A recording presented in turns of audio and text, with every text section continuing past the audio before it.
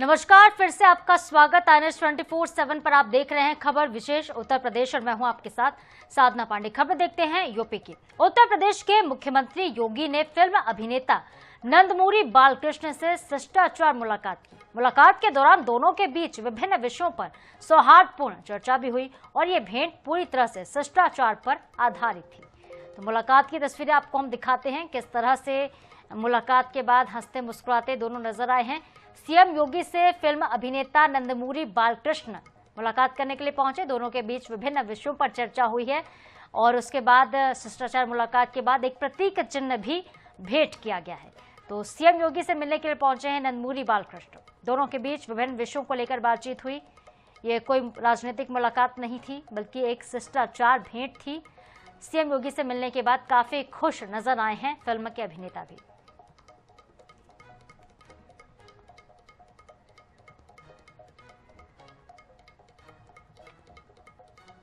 रामपुर में उप मुख्यमंत्री केशव प्रसाद मौर्य ने सपा नेता आजम खान, कांग्रेस और विपक्षी गठबंधन पर जोरदार प्रहार किया। उन्होंने कहा कि जिन्हें बाबर से प्रेम है वो बुखारा चले जाएं। बंगाल में होने वाले विधानसभा चुनाव को लेकर उन्होंने कहा, बीजेपी पश्चिम बंगाल में जंगल राज को खत्म करके सरकार बनाएगी, जबकि यूपी में 2017 जैसी जीत को दोहराकर 300 से ज्यादा सीटें हासिल करेगी। तो मुख्यमंत्री केशव प्रसाद मौर्य ने फिर से बड़ा बयान दिया है। बिहार के बाद अब पश्चिम बंगाल को लेकर दम भर रहे हैं नेता। बाबर की बात करने वाले भारत के विरोधी हैं, ये बयान उनका है। उन्होंने आजम खान पर, समाजवादी पार्टी पर और कांग्रेस पर निशाना साधा। गठबंधन को लेकर तंज कसा है। बाबर की बात करने वाले बुखार चले जाए, ये भी कहा है। और इसके अलावा 2017 में उत्तर प्रदेश की जीत का जिक्र वो कर रहे थे कि 2017 में जिस तरह से हमने 300 से ज्यादा सीटें जीती है, कुछ ऐसा ही 2027 के चुनाव में होगा।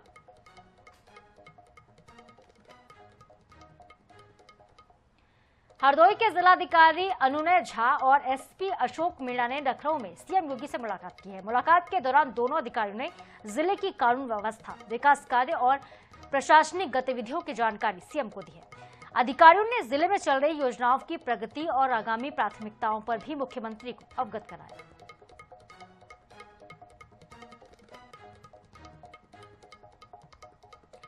दोनों अधिकारियों ने जिले की गतिविधियों की जानकारी दी है। सीएम योगी ने कानून व्यवस्था को लेकर भी बातचीत की है और विकास कार्यों की भी जानकारी हरदोई के डीएम और एसपी से ली है।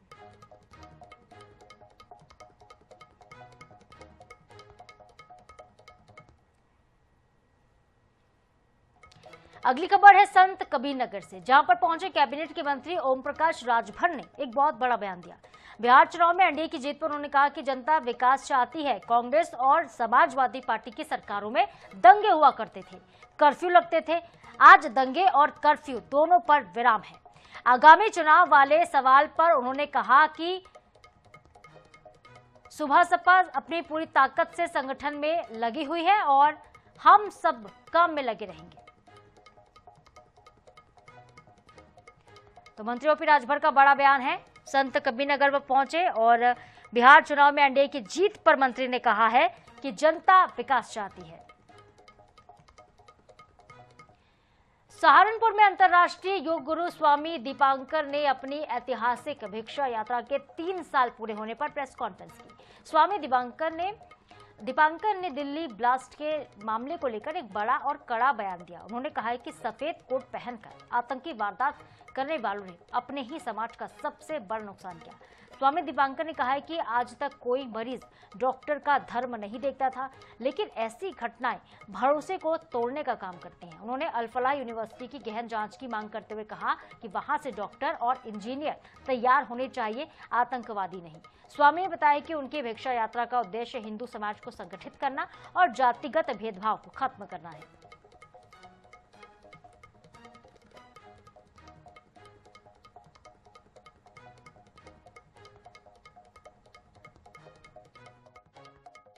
हम लोगों को ये नहीं देखना पड़ता था कि कौन है। अब इस विचार ने आपका शत्रु बोध बढ़ा दिया। इस विचार ने आपको सोचने पर विवश कर दिया कि अब डॉक्टर से पहले पूछना पड़ेगा। यूनिवर्सिटी से भरा हुआ, अल-फलाह यूनिवर्सिटी की बात आप कर रहे हैं। जो फरीदाबाद में है ना, तो उसकी सिचुएशन अच्छी नहीं है। उसकी चेकिंग होनी चाहिए, जांच होनी चाहिए और उस स्तर पर होना चाहिए कि भविष्य में वहां से डॉक्टर निकले, आतंकी नहीं। इधर विंध्याचल धाम पहुंचे बीजेपी के राष्ट्रीय महासचिव और एमएलसी अरुण सिंह ने जमियत उलेमा ए हिंद के अध्यक्ष मौलाना अरशद मदनी के बयान की कड़ी निंदा की। उन्होंने कहा कि देश विरोधी गतिविधियों में शामिल लोगों को किसी भी कीमत पर छोड़ा नहीं जाएगा।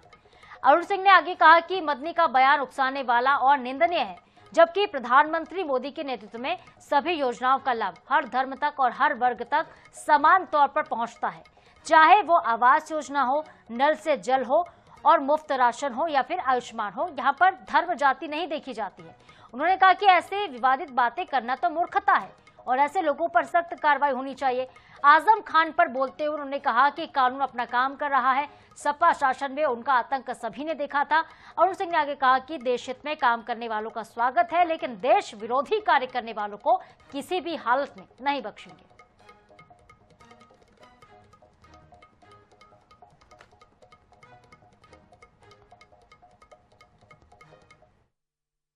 बयान बहुत निंदनीय है और यह उकसाने वाला बयान है। एक वर्ग के लोग किस प्रकार से आगे बढ़ करके आए और हिंसा करें, जितनी कठोर निंदा की जा सकती है इसकी करना चाहिए और ऐसे लोग जो बात करें उस पर कठोर कार्रवाई भी करना चाहिए। देखिए, कानून व्यवस्था अपना काम कर रहा है और कानून व्यवस्था को अच्छी तरीके से लागू करने देना चाहिए।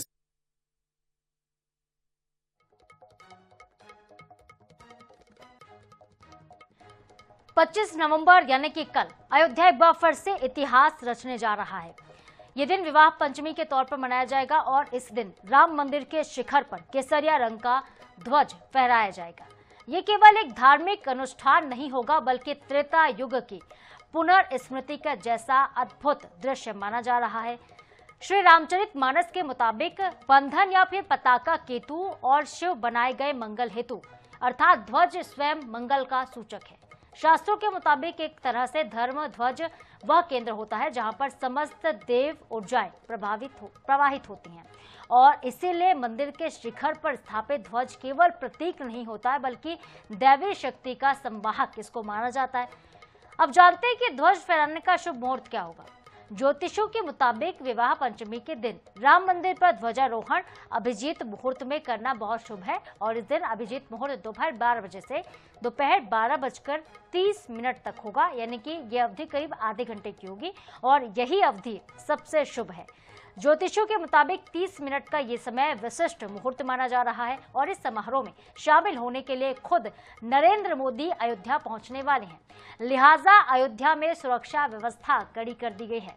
तो कल एक बार फिर से अयोध्या एक नए ऐतिहासिक पल का साक्षी बनने जा रहा है। प्रधानमंत्री खुद अयोध्या पहुंचेंगे और आपको बता दें कि ध्वजारोहण समारोह की तैयारियां तेज कर दी गई हैं।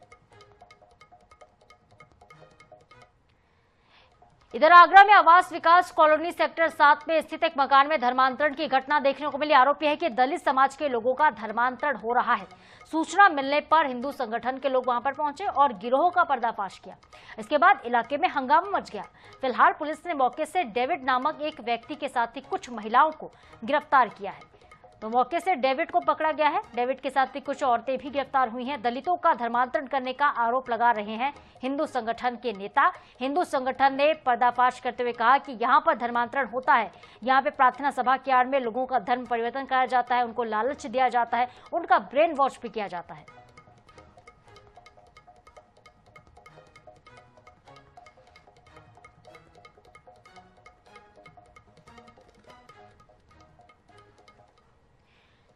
जरा आप सोचिए कि क्या सिर्फ 100 रुपए के लिए किसी का मर्डर हो सकता है। लखनऊ में कुछ ऐसा ही हुआ। 101 रुपए के विवाद को लेकर एक युवक को इतना पीटा गया कि उसकी हत्या कर दी गई। 3 लोगों ने मिलकर इस वारदात को अंजाम दिया है। पुलिस ने घटना 72 घंटे के भीतर ही इसका खुलासा कर दिया। 2 आरोपी गिरफ्तार हुए हैं, एक आरोपी अभी फरार है। पुलिस ने आरोपियों के पास से एक मोटरसाइकिल भी बरामद की है।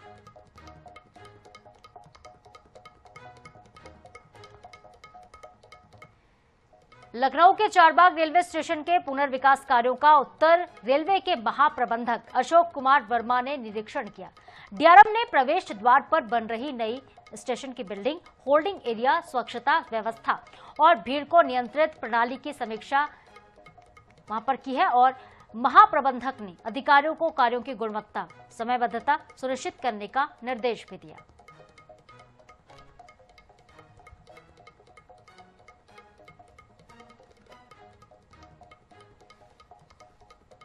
तो डीआरएम ने चारबाग स्टेशन का जायजा लिया है, नई स्टेशन की बिल्डिंग को देखा, होल्डिंग एरिया का निरीक्षण भी किया है।